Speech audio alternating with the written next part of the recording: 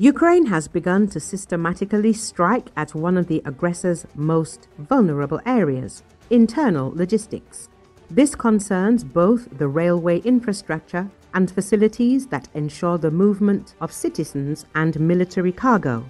Israeli military observer Sergei Ozlender drew attention to this in his blog. The Ukrainians, while the matter is still going on, have begun to strike at railway junctions. If they manage to cause confusion in railway communication, then in the Russian Federation, at least in its European part, there will be big problems with movement. The expert writes, railways remain the main artery for supplying Russian troops, especially in the central and western parts of the Russian Federation. The motor transport network in these regions is poorly developed. In wartime, the army requires constant supplies of equipment, fuel and ammunition, and a significant portion of these goods goes by rail. Not everyone has a car there. The road network is so-so, and in good times there are traffic jams everywhere. But the main thing is freight transportation, which goes to a decent extent by rail, including in the interests of the active army, notes Ozlender. In his opinion, after the start of attacks on logistics, passenger transportation in Russia will be immediately cut. It is clear that passenger transportation will be the first to go under the knife. Everything for the front, everything for victory, but there will be consequences for them too, the journalist wrote. He expects the imminent appearance of barbecues and machine guns on Russian trains to intercept Ukrainian UAVs. It is not only the aggressor's railway infrastructure that is under attack. In recent weeks, Russian civil aviation has regularly stopped operations in the central regions due to the threat of attacks by Ukrainian drones. Airports are being closed across the country, from Moscow to Tatarstan. This causes flight delays, traffic jams, and nervousness within the Russian Federation itself. Now the aggressor's railway is under attack.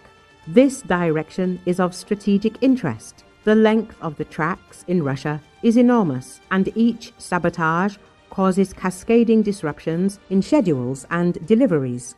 Russia is too big a country, and that is its weakness. Maintaining the operation of logistics routes requires colossal efforts.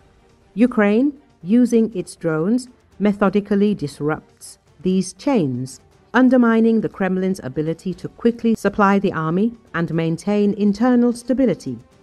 Kiev's new strategy of attacking not only warehouses and barracks, but also rails, stations and logistics centers may eventually become a decisive factor in exhausting Russia's potential. Ukraine is beginning to destroy the aggressor's rear.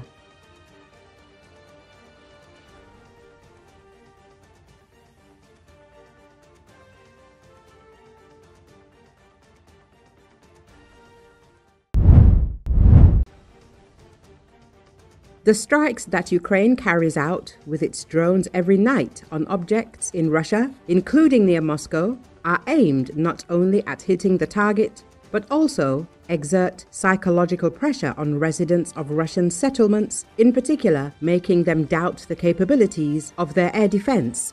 This was stated by the Deputy General Director of the Company for the Production of Electronic Warfare Equipment, former officer of the Air Force of the Armed Forces of Ukraine, Anatoly Krapchinsky, on the air of Radio NV. According to him, the Moscow region has a large number of targets that could be of interest to Ukraine. In particular, he named a rather interesting place in the Moscow region city of Korolev. This is about a plant that produces missiles that the enemy subsequently fires at Ukraine from strategic and tactical aviation.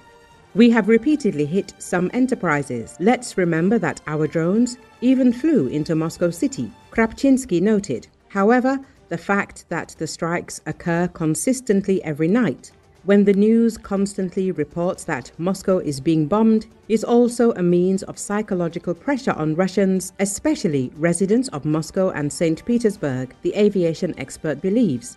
And I think that this is how it should continue. I am not betting that there will be some kind of coup d'etat there.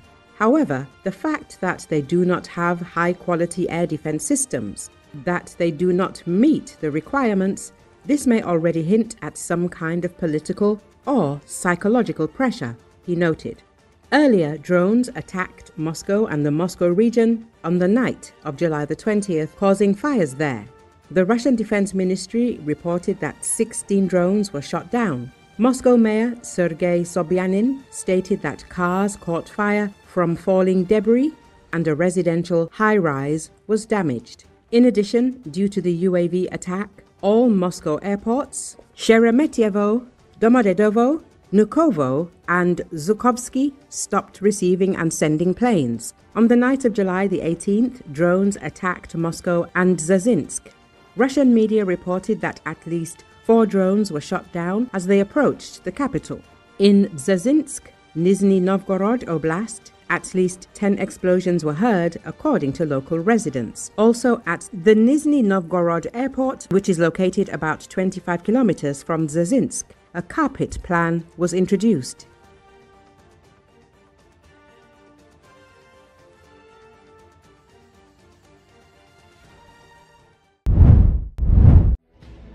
The armed forces of Ukraine do not forget about the Energia plant in Yelets, Lipetsk region, which produces NK system batteries, lithium-ion batteries, mercury-zinc system elements and batteries, lithium system elements and batteries. The main customer of the enterprise is the Russian army, which is why the facility was hit by a Ukrainian UAV on July the 15th. The OSINT and GeoINT analysis telegram channel, Cyberboroshno, examined new images of the plant, revealing the nature of the damage to the production complex. In photo 1, you can see that one of the buildings where batteries are collected is damaged. An anti-drone net had been installed over the workshop before the attack, but it did not prevent the Ukrainian drones from hitting the target. The attempt to protect the specific building that was attacked speaks to its importance. As reported on July the 15th, Energia was attacked by 4 drones of the Ukrainian armed forces. The attack caused the roof of one of the production buildings to catch fire. In addition, the roof of the administration building was damaged. 1 employee of the enterprise was injured. One of the drones was shot down by a Russian Defense Ministry helicopter, sources claim. However, the others successfully reached their target, causing a fire and smoke at the impact site. This is not the first attack on Energia. At least 12 drones were launched at the facility in early July. Energia specializes in the production of chemical current sources. These products are widely used in various industries, from civil aviation and marine transport to energy and, in particular, the defense industry. The systematic strikes on this plant indicate its importance to the Russian military-industrial complex and likely make it a priority target in the deep rear.